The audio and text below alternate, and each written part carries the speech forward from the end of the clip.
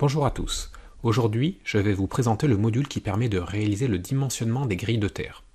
Si vous avez des questions pendant la présentation, veuillez nous contacter via la messagerie du webinaire, notre équipe est à votre disposition. Si vous ne pouvez pas rester pendant toute la durée du webinaire ou si vous souhaitez le revoir, vous recevrez dans les 2 prochains jours un lien vers la présentation enregistrée. Toutes les personnes qui participent à la conférence en direct recevront un certificat de participation dans l'heure qui suit le webinaire. Si vous rencontrez des problèmes audio ou vidéo, actualisez votre navigateur ou quittez et rejoignez le site, cela résout la plupart des problèmes. Nous vous recommandons également d'utiliser Google Chrome pour une meilleure visualisation. L'objectif de ce webinaire est de vous présenter comment concevoir une grille de terre tout en prenant en compte des contraintes techniques et de sécurité. Cela garantit que les tensions de contact et de pas maximales autorisées ne sont pas dépassées, limitant ainsi les incidents liés au choc électrique. Le logiciel ETAP GroundGrid fournit un outil précis, rapide et flexible avec des résultats éprouvés sur le terrain pour la conception des grilles de terre des plus petites aux plus grandes. Je vais commencer par une introduction sur le calcul des courants de court-circuit, qui est une étape préliminaire à l'analyse des grilles de terre. Ensuite, je passerai à une introduction du module ETAP GroundGrid. Nous aborderons l'importance de la grille de terre pour la sécurité des personnes et les critères à respecter. Puis nous passerons à l'interface logicielle avec une présentation des principales fonctionnalités. Commençons par le calcul des courants de court-circuit. C'est une étape qui va permettre d'évaluer les contraintes maximales et de dimensionner les composants. Ça consiste principalement à vérifier les pouvoirs de coupure des dispositifs de protection, ainsi que vérifier les tenues électrodynamiques et thermiques du système. L'autre objectif du calcul des courants de court-circuit est de définir les réglages des protections. Les courants de défaut maximum et le temps d'élimination sont 2 données d'entrée qui seront utiles pour le dimensionnement des grilles de terre. Ici, nous avons un réseau qui est alimenté par une source 33 kV et aussi un générateur raccordé à un jet de barre 11 kV. 2 grilles de terre sont représentées, une au niveau de la sous-station 11 kV ainsi qu'une autre grille de terre pour une sous-station 3,3 kV. Les grilles de terre sont donc visibles sur le schéma unifilaire étape. Ce sont des éléments que l'on ajoute au schéma unifilaire avec la barre d'outils des éléments disponible sur la droite. Il est également possible de changer leur représentation. Commençons par sélectionner les emplacements de court-circuit que nous souhaitons analyser. Ici les sous-stations 11 et 3,3 kV où se trouvent les grilles de terre. Ensuite, nous lançons un calcul de courant de court-circuit maximum selon la norme IEC 60909. Les courants de court-circuit calculés via l'interface unifilaire pourront être utilisés dans l'interface dédiée aux grilles de terre. Le dimensionnement des grilles de terre a plusieurs objectifs, et les ingénieurs en charge de leur dimensionnement font face à différents challenges. Je vais vous montrer comment ETAP va vous aider à relever ces challenges et vous aider dans la conception de vos installations. Le premier objectif des grilles de terre, qui est aussi le plus important, est d'assurer la sécurité des personnes. Lorsqu'un défaut phase terre se produit, ce courant, qui peut avoir une amplitude élevée, est injecté dans la grille de terre et le sol environnant. Ce courant peut générer une montée importante en potentiel des équipements et du sol, ce qui peut être dangereux pour les personnes qui se trouveraient à proximité. Si une grille de terre correctement dimensionnée est présente dans cette zone, alors on peut garantir que la tension restera inférieure aux limites et ainsi assurer la sécurité. Le second objectif de la grille de terre est d'assurer un retour à la terre des courants de défaut qui soient efficaces. Ainsi, les dispositifs de protection pourront fonctionner correctement et éliminer les défauts rapidement. Le dernier challenge, qui peut parfois être sous-estimé concernant l'analyse du sol, est son interprétation. On passe beaucoup de temps à la conception de la grille de terre, mais il ne faut pas négliger la précision des mesures du sol et la modélisation du sol, car ça pourrait remettre en cause les résultats et le dimensionnement de la grille de terre. Pour atteindre tous ces objectifs, ETAP propose une solution de dimensionnement des grilles de terre qui comprend plusieurs outils complémentaires. ETAP a 2 modules de calcul, un basé sur les guides I3E et un autre basé sur la méthode des éléments finis. Ces méthodes de calcul vont aider les ingénieurs à évaluer les tensions de toucher et de pas. Il est aussi possible de calculer l'impédance de terre pour différentes configurations et types de sol. Pour aider les personnes en charge de la conception de ces grilles de terre, ETAP propose un outil d'interprétation des données issues des mesures de sol. Cet outil permet de convertir les mesures de sol, réalisées avec la méthode Vénère à 4 électrodes, dans un modèle de sol à plusieurs couches.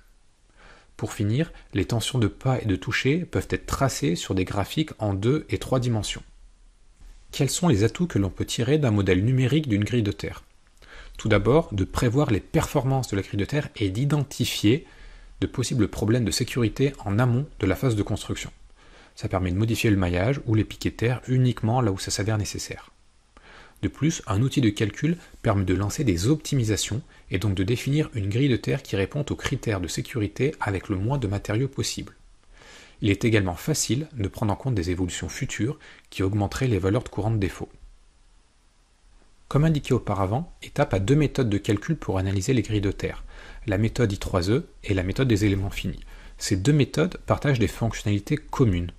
Elles peuvent par exemple importer des valeurs de court-circuit calculées dans la vue unifilaire, calculer la résistance de terre et les tensions de toucher et de pas, et aussi utiliser l'outil d'interprétation des mesures de sol. À présent, je vais vous présenter les spécificités de chacune de ces méthodes. Je commence par la méthode I3E, qui utilise les équations fournies dans le guide I3E 80.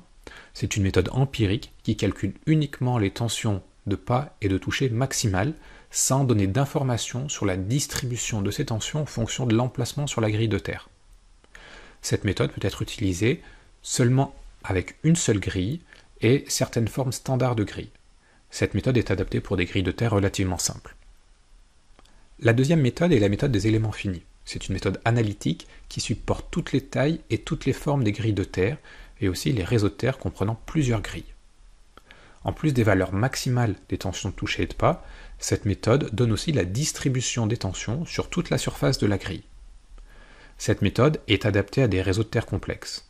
Elle permet également d'importer les grilles de terre dessinées sous AutoCAD dans l'environnement ETAP, ce qui réduit considérablement le temps de modélisation des réseaux de terre pour les sites étendus. À présent, passons à l'interface logicielle. Elle est composée de trois zones. En haut à gauche, avec un fond noir, on trouve la vue en 3 dimensions du réseau de terre. L'utilisateur peut orienter la grille de terre dans toutes les directions. Cette vue est particulièrement intéressante si vous avez un grand réseau de terre ou un réseau de terre multicouche. En haut à droite, on a la vue de coupe qui permet de visualiser les différentes couches de sol, comme celle de surface et les deux couches suivantes. On voit également le maillage de terre et éventuellement les pieux de terre. On peut déduire dans quelle couche de sol se trouve le maillage. La troisième zone, avec un fond blanc en bas de l'interface, est la vue de dessus. C'est à partir de cette vue que l'on peut ajouter ou modifier des composants du réseau de terre. Si vous double-cliquez sur un conducteur, la fenêtre d'édition des conducteurs de terre apparaît et on peut alors modifier toutes les caractéristiques des conducteurs comme leurs coordonnées, leur section et leur type.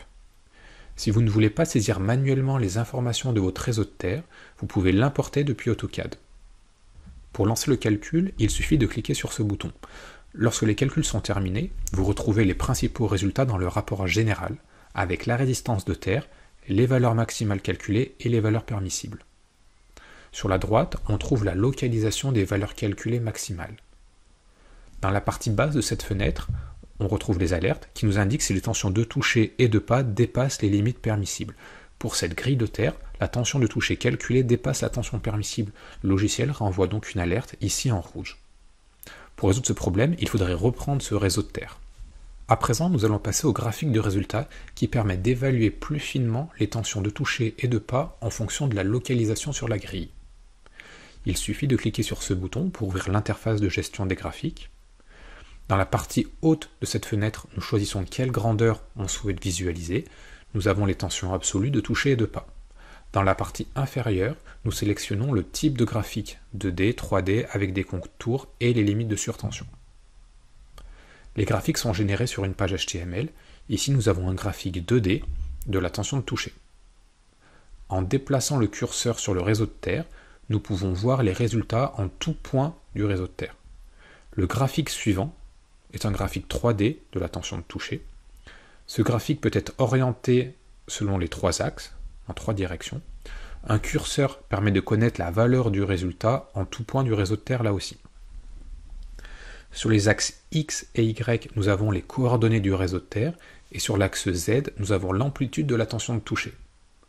Lorsque la couleur du graphique est rouge foncé, cela veut dire que les résultats dépassent la tension de toucher admissible. La dernière fonctionnalité que je souhaite vous présenter est l'analyseur de sol. Si je clique dans la zone avec les couches de sol, alors l'éditeur de sol apparaît. Ensuite, j'ouvre l'onglet Analyse, et le tableau à gauche permet de directement saisir les grandeurs mesurées sur site, qui auront été mesurées selon la méthode Vénère à 4 électrodes. Ensuite, en cliquant sur le bouton Calculer, l'analyseur de sol définit l'épaisseur de la première couche de sol ainsi que la résistivité des deux couches, selon les données entrées. Dans ce cas, la couche supérieure a une résistivité de 73 ohms-mètres et la couche inférieure 287 ohms-mètres. Pour utiliser ces données dans les calculs, il suffit de cliquer sur le bouton Update et alors les données sont transférées dans l'éditeur de sol. En conclusion, le module ETAP GroundGrid vous offre un outil simple et convivial avec des fonctionnalités complémentaires de la modélisation de la grille de terre jusqu'à l'analyse des résultats pour un dimensionnement des réseaux de terre efficace. Ce webinaire touche à sa fin. Merci de votre attention.